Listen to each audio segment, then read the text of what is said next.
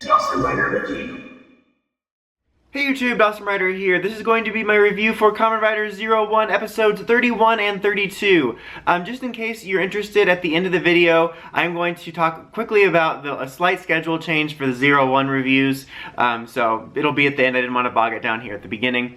But it's funny because I did a catch-up review, and then I was like, oh, I'm going to start reviewing it regularly now, which I am. But then the first episode right after that was kind of like more or less nothing filler outside of re-establishing the status quo, and that's kind of what both episodes have been more or less, so there wasn't really a lot to talk about, so I decided to double it up to see if there's a little bit more to talk about, because 31 was honestly primarily just solidifying the general framework of this arc. Because, 30 started the new arc, but this one kind of established what the general filler premise is. And it's basically the same, and that's what's kind of annoying, is that I was excited by the start of this new arc because I wasn't that into the whole Humagears versus humans competition arc that we had, because it was like putting filler at the forefront. But this one is basically just iterating, like, we're basically doing the same filler formula, but it's slightly different. And that's kind of the way I felt. Like, the first half of the series was all about him going around to the Humagears and seeing how they impacted people's lives and proving that they're human. And then the Versus arc was about proving that they can be better than humans. Like, yay, let's prove Terminators are better than humans.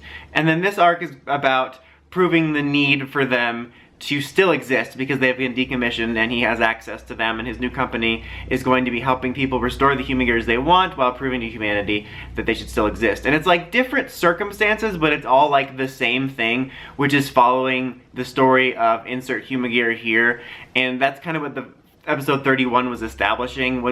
That's why it feels repetitive. Like, yeah, the circumstances are different, but it's the same filler formula, and I'm not a filler fan, so like there wasn't a lot to talk about. It was, outside of the circumstances being different of the fact that Humagears are outlawed, it was the same premise. Aruto shouting how toasters have dreams, and everyone else is against him, and that was the episode, so there really wasn't a lot to talk about. And that was kind of this episode too. It was just a different Humagear that was the focus. It was a model Humagear. And so, a lot of Aruto running around talking about how toaster mannequins have dreams. But this episode did have something more interesting in it, because outside of that same conflict, which I feel has been, that's been the general premise of the show, but ever since Zaya came in, like, it feels like every episode is the same, which is Aruto shouting his nonsense about Humagears, and then Zaya being against that, and then them eventually fighting at the end over whatever monster needs to be destroyed or doesn't need to be destroyed. And it's like, outside of a few little details, every episode's the same, and that's kind of getting old. But at least 32 had something else going on a little bit, which was with Fuwa, who has now left the police force. What were they called again? The Hidden Guardians, the Hidden Police? I don't remember what they were called now. I'm forgetting it. Something security. But he's left Secure Enforcement Solutions and Denise Hemphill to work for Aruto's company as a bodyguard, basically, because he's now more against Zaya than Humagears, and he doesn't like being controlled.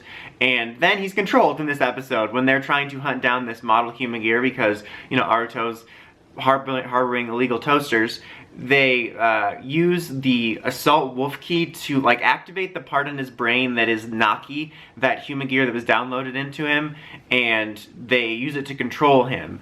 And so obviously he doesn't like that. And then that leads to Naki gaining a bit of independence, and Jin coming in and being like, I don't like you being controlled, or the Humagear that's inside you being controlled. You need to have free will, like all of us others. And then it leads to Naki being like, whoa, what's my dream? And then his dream is to protect others' dreams, I think it was. And so that was at least something interesting involving Fuwa and the Naki inside of him, and like, now the question of, like, if and when they'll be separated. So, like, that was at least something different that was happening, and something that was progressing, something other than the same narrative we've had for like the past 20 plus episodes. So that was at least something a little more interesting.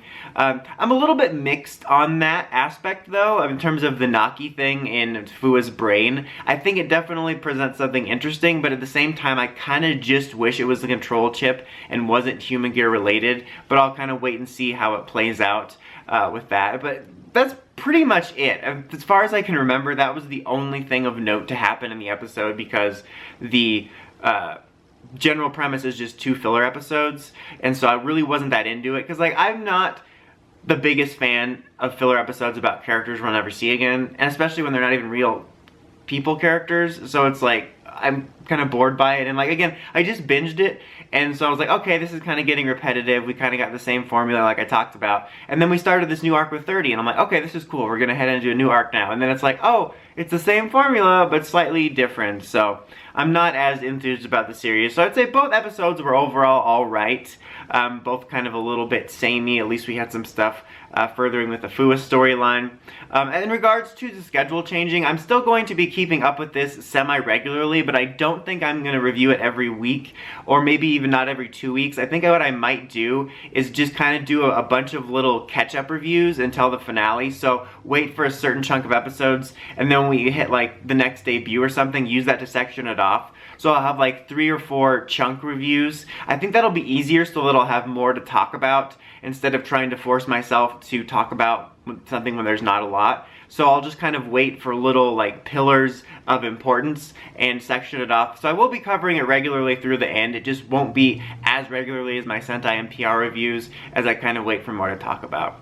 But that's about it for this one, guys. What did you guys think of the most recent episodes? Are you more enthused about this arc than I am? Let me know in the comments as usual. Until next time, don't forget to like, comment, subscribe, and climb the steps and ring that bell so you get notifications for my videos. Dawson Rider, signing out.